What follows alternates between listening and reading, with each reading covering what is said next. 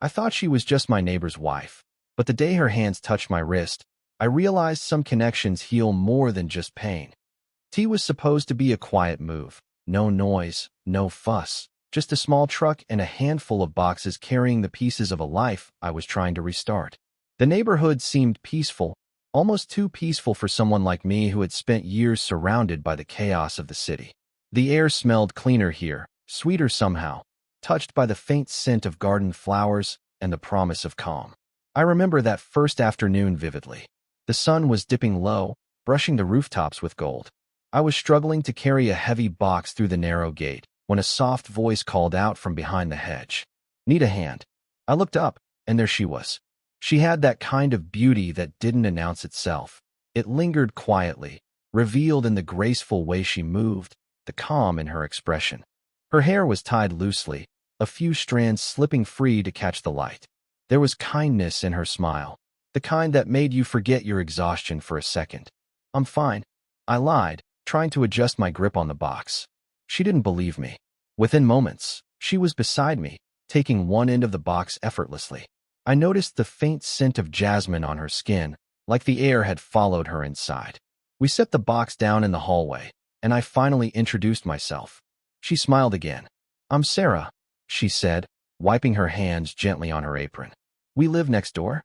My husband's away for work most of the time, so it's usually just me around." There was no reason for that detail to linger in my mind, but it did. That evening, as I unpacked, I could hear her laughter through the open window, soft, musical, drifting from the garden next door.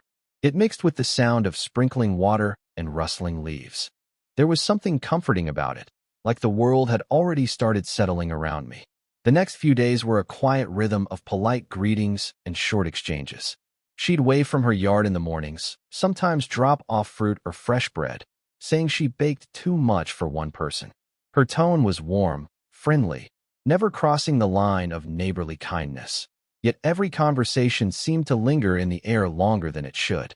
I noticed small things, how she always wore a soft shade of perfume, how she tilted her head when she listened, how her laughter came easily, but her eyes often looked distant. There was a quietness in her, the kind that comes from years of being strong alone. One evening, as I sat on my porch, I caught her watering her plants in the fading light. She didn't see me at first, and I just watched, the way her hand moved gently over the petals, the way she paused sometimes, lost in thought. It struck me then that perhaps, behind her calm grace, there was a story she never told anyone. And somehow, I already wanted to listen. It happened on one of those warm evenings when time feels slow, when the light fades gently, and the world hums in a kind of sleepy calm. I had spent the entire day shifting boxes and setting up furniture, trying to make my new place feel like home. By nightfall, my right wrist had started throbbing, a dull, pulsing ache that wouldn't let me forget how careless I'd been. I tried to ignore it at first, but the pain kept tugging for attention. When I stepped outside for some air, she was there again, Sarah, trimming a few rose branches near her fence. She looked up, immediately noticing the way I was cradling my wrist. "What happened?" she asked, concern softening her expression. "It's nothing," I said, forcing a smile. "Just strained it while moving stuff around." She didn't look convinced. "You shouldn't leave it like that. Come inside for a minute. I'll help." I hesitated. It felt wrong to trouble her, but she was already opening the gate, her tone leaving no room for argument. "Don't be stubborn," she said lightly. "I've done this 100 times. I'm a licensed masseuse." Inside, her living room was bathed in warm amber light. The air smelled faintly of lavender and something sweet, maybe the oil she used for her clients. A soft melody played somewhere in the background, quiet enough to hear the rhythm of her steps. "Sit," she said, motioning toward a low couch. I obeyed, awkwardly trying not to look out of place. She returned with a small bottle of oil, rubbing a little between her palms. "Relax your hand," she murmured. Her voice had a calm certainty to it, like someone who had learned how to quiet other people's pain. The first touch startled me. Her fingers were warm, deliberate, tracing slow circles over the strained muscle. It wasn't just the physical relief, it was something deeper. The world seemed to slow down. I could hear the faint whisper of her breathing, feel the softness of her hands working with patient precision. "Does that hurt?" she asked quietly. No, I said, though my voice sounded different, almost distant. It feels better. She smiled, but her eyes didn't quite meet mine. Good, she whispered, almost to herself. You carry a lot of tension, not just in your wrist. Her words hung between us, strange and true. I wanted to ask what she meant, but the question caught somewhere in my throat. For a few minutes, neither of us spoke. Only the sound of her fingers gliding over my skin, the faint ticking of a wall clock, and the hush of evening beyond the window. When she finally stopped, she took a slow breath and wiped her hands with a towel. There, she said softly. Try to rest it tomorrow. I nodded, not trusting myself to speak. As I stood to leave, her fingertips brushed my wrist one last time. Light as air, but it lingered, somehow echoing beneath my skin. Walking back to my house, I couldn't tell if the warmth in my wrist was from the massage or from something she hadn't said. After that evening, something subtle changed between us, something neither of us mentioned, but both of us felt. The next morning, when I passed her garden on my way to the car, she was there trimming her roses again. She looked up, smiled politely, and said, "Good morning." Her voice was as calm as ever, yet there was a hesitation, a tiny pause before her words reached me, as if we were both unsure how close was too close now. I answered with the same kind of careful restraint. "Morning," I said, and kept walking, pretending not to notice how she avoided my eyes. For the next few days, our conversations became shorter, safer. No more long pauses or shared silences that spoke louder than words. She still waved when she saw me, still offered a friendly smile, but something invisible had built itself between us. Not distance, exactly, but a quiet awareness. Still, I caught myself watching her. From my porch in the evenings, I'd see her tending to her plants, sleeves rolled to her elbows, the late sunlight catching in her hair. There was something peaceful about the way she moved, precise, gentle, almost meditative, like she was trying to keep her mind busy with anything that wasn't me. And maybe I was doing the same. One afternoon, I found myself standing at the fence just as she stepped outside with a cup of tea. She noticed me and smiled faintly. "How's your wrist?" she asked. "Better," I said. "Thanks to you." She nodded, glancing down into her cup. "Good. I'm glad." A silence followed, the kind that feels full, not empty. The air between us hummed with words that neither of us dared to say. I could feel the faint scent of jasmine again, mixed with the warmth of the evening air. She looked up briefly, and for a heartbeat, our eyes met. Then she looked away, as if the moment had burned too brightly. I don't know why, but that tiny exchange stayed with me for hours. Maybe it was the way her voice softened when she spoke, or how she always seemed to choose kindness over everything else. There was something fragile in her calmness, something that hinted at loneliness she'd learned to carry quietly. One night, I was sitting on my porch when I heard her laughter drift across the yard, soft, tired, but real. I couldn't see who she was talking to, maybe a phone call, maybe a friend. But the sound of it made me smile without meaning to. And then, just as suddenly, the laughter stopped. The silence that followed felt heavier than it should have, and I realized how much space she'd begun to take up in my thoughts, in the pauses of my day, in the quiet of my evenings. We hadn't done anything wrong. We hadn't said anything we shouldn't have. But somehow, we'd crossed a line that neither of us could point to, a line made not of actions, but of awareness. And awareness, I was starting to learn, could be its own kind of ache. It was one of those afternoons when the sky turns gray without warning, when the air feels heavy, like it's waiting for something to break. I'd been working from home all morning, the rain starting to fall in soft, steady sheets outside. The sound against the windows was soothing, but my head felt clouded, thoughts wandering where they shouldn't. I made some coffee and glanced out the window. Through the misted glass, I saw her, Sarah, standing on her porch, watching the rain.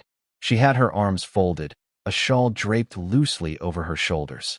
When she noticed me, she smiled faintly and lifted her hand in a small wave. I waved back. A few minutes later, there was a soft knock at my door. When I opened it, she stood there, the rain caught in her hair, her expression gentle but concerned.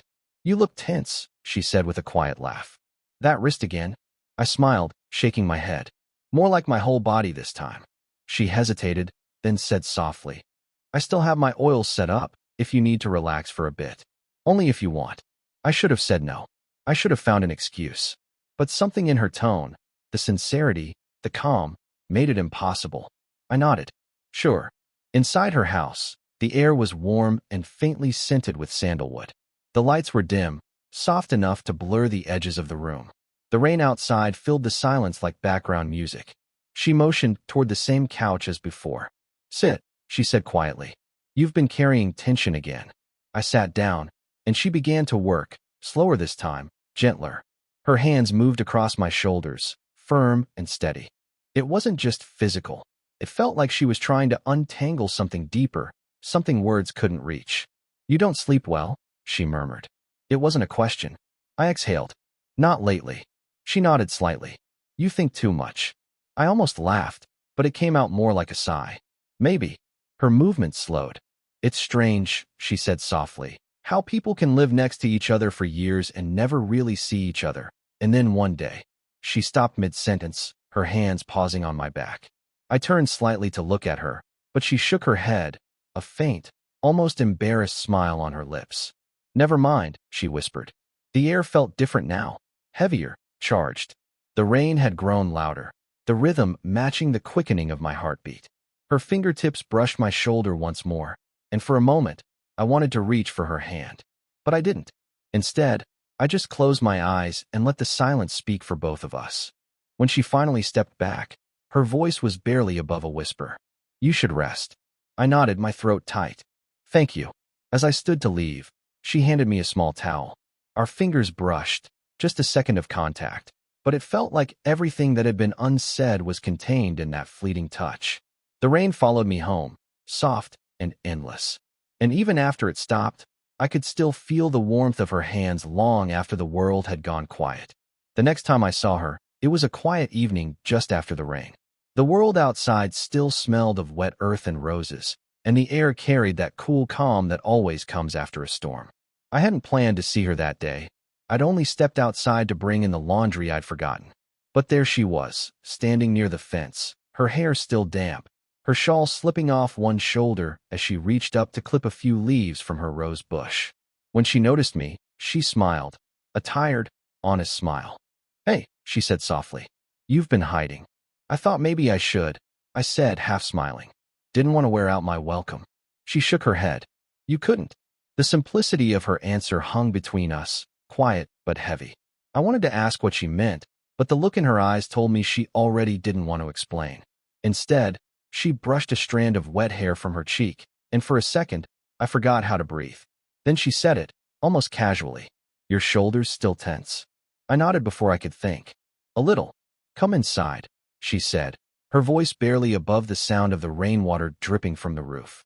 Inside, the room felt smaller than before, not physically, but emotionally. The same soft lighting, the same faint scent of lavender oil. Yet now everything carried a quiet tension, as if the walls themselves knew what was about to go unsaid. She motioned for me to sit again, and I obeyed. Neither of us spoke for a long time. When she began, her hands were steady, slower than before, gentler. The world seemed to fade away with every movement of her fingers along my neck, my shoulders, my arms. But there was no distance this time. Her breath was close, brushing against the side of my face whenever she leaned forward. My heartbeat quickened, and I could feel the warmth of her through the thin layer of my shirt. Then her hands paused, just rested there, on my shoulders, firm but trembling slightly. The silence stretched. I turned my head just enough to see her. Her eyes met mine, and for the first time, neither of us looked away. It wasn't lust, or impulse, or anything that could be easily named. It was recognition, the kind that happens when two people realize they've both been carrying the same quiet ache. For a second, the distance between us disappeared.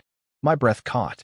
Her hand shifted, lightly tracing the edge of my collarbone, and I knew if I said a single word, something would happen that couldn't be undone. But she was the one who broke the silence. Her voice was soft, unsteady. You should go. It wasn't a command, it was mercy. I stood slowly, my pulse still thudding in my ears. She stepped back, her arms folding across her chest like she was trying to hold herself together. I wanted to thank her, to say something that would make sense of what just passed between us. But all I could manage was a quiet nod. As I stepped out into the cool night, the scent of lavender followed me. The rain had stopped, but everything still felt damp, raw, alive. And though nothing had happened, it felt like everything had. After that night, silence became the language we spoke best. Days turned into a slow, uneasy rhythm. I still saw her sometimes, across the street, in her garden, or hanging laundry in the early morning light. But we didn't speak. Not the way we used to. The polite nods returned, the faint smiles that meant nothing and everything at once. It was as if we had both quietly agreed to pretend the moment between us had never existed. And yet, every time our eyes met, just for a second, the memory came rushing back. The way her hands had trembled. The way she'd whispered, "You should go." The way my heart had felt heavier ever since. I tried to busy myself with work, to lose myself in tasks that didn't involve thinking about her. But she lingered in everything. In the scent of my coffee, in the sound of rain against the window, even in the smallest pauses of my day. There are some people who leave marks that can't be seen, only felt, and she had become one of them. One afternoon, I saw her outside, talking to a delivery man. Her laughter floated across the yard. Light, practiced, a little too bright. She caught me watching and went quiet, turning away quickly. That hurt more than I expected. I told myself it was for the best, that keeping distance was the only way to protect something fragile from breaking entirely. But the truth was, distance didn't heal anything. It just taught me how much I'd come to depend on her presence. A week passed before she finally spoke to me again. It was late evening. I was locking the gate when her voice came softly through the dusk. "You've been quiet," she said. I turned. She stood there at the fence, her hands tucked into her shawl. The glow from her porch light painted her face in soft gold. "So have you," I replied. She smiled faintly, but there was sadness in it. Sometimes quiet is easier. Easier than what? Than wanting things you can't have.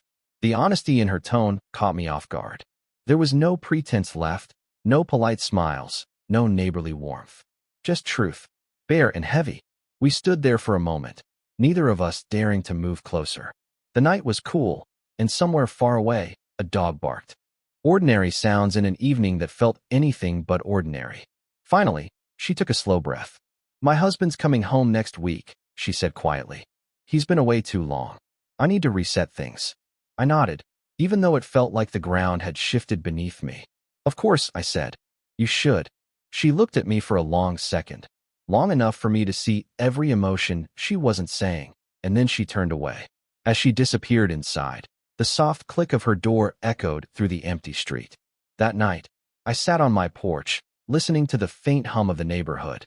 The jasmine scent drifted from her garden again, familiar, comforting, cruel. And as the wind brushed past, I realized something quietly painful. She hadn't left yet, but somehow, she was already gone. The morning she left, the neighborhood felt different, still and hollow, like it was holding its breath. I hadn't seen her in several days, but I'd known this was coming. The moving truck parked outside her gate said everything words no longer needed to. From my window, I watched as she moved quietly between the house and the truck, her steps calm but deliberate. She wasn't rushing. She never did. Even the way she closed boxes and spoke to the movers carried the same graceful patience that had always set her apart. I told myself I wouldn't go out there, that it wasn't my place anymore. But when I saw her pause near the rose bushes, the same ones she used to tend in the evenings, I found myself standing before I even realized it. I walked out slowly, each step heavier than the last. She turned when she heard me approach. For a moment, we just looked at each other.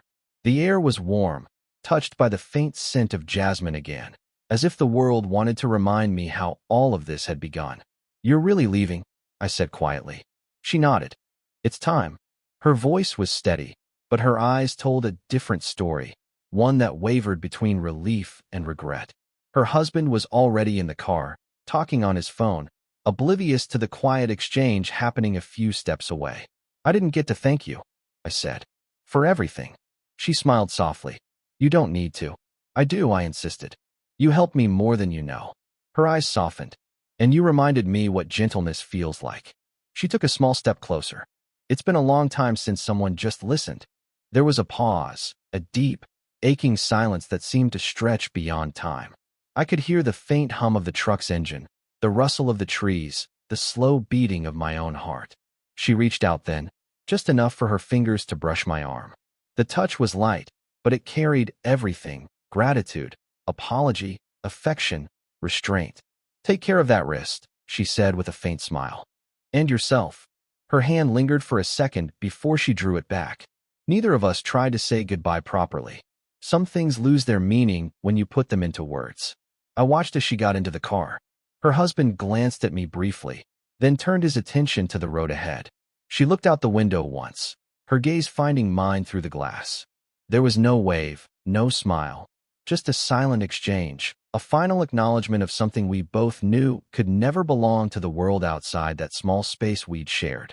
The car rolled away, turning the corner, and the sound of it faded into the hum of the afternoon. I stood there until the street was empty again. The scent of jasmine lingered for a while, then drifted off with the wind. And though she was gone, the quiet she left behind wasn't empty. It was peaceful, like something inside both of us had been seen, understood, and gently set free. That day, I finally realized she hadn't just eased the ache in my wrist. She had reminded me how to feel again, how healing sometimes comes not from being touched, but from being truly known. The morning she left, the neighborhood felt different, still, hushed, as if the air itself didn't want to move. I'd known this was coming. The truck parked outside her house, the open windows, the sound of taped boxes, it all said what words never could. From my porch, I watched her move quietly around the garden one last time. She was pruning the rose bushes, the same ones she'd tended the evening I first saw her. The sight felt like a memory folding into itself, something precious closing gently. I told myself to stay inside, that it wasn't my place anymore. But when she looked up and caught my eyes, it was already too late. I found myself walking toward her. She smiled faintly as I reached the gate. You caught me saying goodbye, she said, brushing a strand of hair from her face. I guess I didn't want to miss it, I replied. For a long moment, neither of us spoke. The hum of the truck, the rustle of leaves, the faint scent of jasmine. Everything around us felt suspended, like the world had agreed to give us one last quiet moment. You're really leaving? I said finally. She nodded. It's time. He's home now. Things need to feel normal again. Her tone was steady, but I could hear the tiny crack in it, the kind that only comes from holding too much inside. I never got to thank you, I said, for what you did, for being there. She smiled, not the practiced one I'd seen her wear before, but a soft, tired one that reached her eyes. You don't need to. You helped me too, you know. I frowned slightly. How? Her gaze lingered on me. You reminded me that kindness can still mean something, that not everything that touches you has to hurt. She stepped closer then, her fingers brushing my arm. A brief, gentle touch, barely there, yet enough to send a wave of warmth through me. Take care of that wrist, she whispered. And yourself. Her husband called her name from the car. She hesitated, just a heartbeat, before she pulled her hand back. Then she turned, walking away with that same quiet grace that had drawn me to her from the start. As the car pulled away, she looked back through the window once, just long enough for our eyes to meet, long enough for me to feel both the weight of goodbye and the peace of letting go. The sound of the engine faded. The street went still again. The scent of jasmine lingered, soft and familiar. She hadn't just eased my pain. She'd reminded me that healing doesn't always mean staying. Sometimes, it means learning to cherish what couldn't last. I stood there until the breeze faded, then whispered to the empty air, "Thank you, Sarah." If you felt this story, if it reminded you of a connection that changed you quietly, don't forget to like, share, and subscribe. The full version of this story, with every heartbeat and silence between us, is in the link below. The morning she left, the neighborhood felt different, still, hushed, as if the air itself didn't want to move. I'd known this was coming. The truck parked outside her house, the open windows, the sound of taped boxes, it all said what words never could. From my porch, I watched her move quietly around the garden one last time. She was pruning the rose bushes, the same ones she'd tended the evening I first saw her.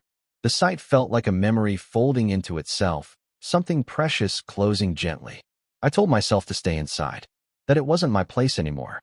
But when she looked up and caught my eyes, it was already too late. I found myself walking toward her. She smiled faintly as I reached the gate. You caught me saying goodbye, she said, brushing a strand of hair from her face. I guess I didn't want to miss it, I replied. For a long moment, neither of us spoke. The hum of the truck, the rustle of leaves, the faint scent of jasmine. Everything around us felt suspended, like the world had agreed to give us one last quiet moment. "You're really leaving?" I said finally. She nodded. "It's time. He's home now. Things need to feel normal again." Her tone was steady, but I could hear the tiny crack in it, the kind that only comes from holding too much inside. "I never got to thank you," I said, "for what you did, for being there." She smiled, not the practiced one I'd seen her wear before, but a soft, tired one that reached her eyes. "You don't need to. You helped me too, you know." I frowned slightly. "How?" Her gaze lingered on me. "You reminded me that kindness can still mean something, that not everything that touches you has to hurt." She stepped closer then, her fingers brushing my arm. A brief, gentle touch, barely there, yet enough to send a wave of warmth through me. "Take care of that wrist," she whispered. "And yourself." Her husband called her name from the car. She hesitated, just a heartbeat, before she pulled her hand back. Then she turned, walking away with that same quiet grace that had drawn me to her from the start. As the car pulled away, she looked back through the window once, just long enough for our eyes to meet, long enough for me to feel both the weight of goodbye and the peace of letting go. The sound of the engine faded. The street went still again. The scent of jasmine lingered, soft and familiar. She hadn't just eased my pain. She'd reminded me that healing doesn't always mean staying. Sometimes, it means learning to cherish what couldn't last. I stood there until the breeze faded, then whispered to the empty air, "Thank you, Sarah." If you felt this story, if it reminded you of a connection that changed you quietly, don't forget to like, share, and subscribe. The full version of this story, with every heartbeat and silence between us, is in the link below.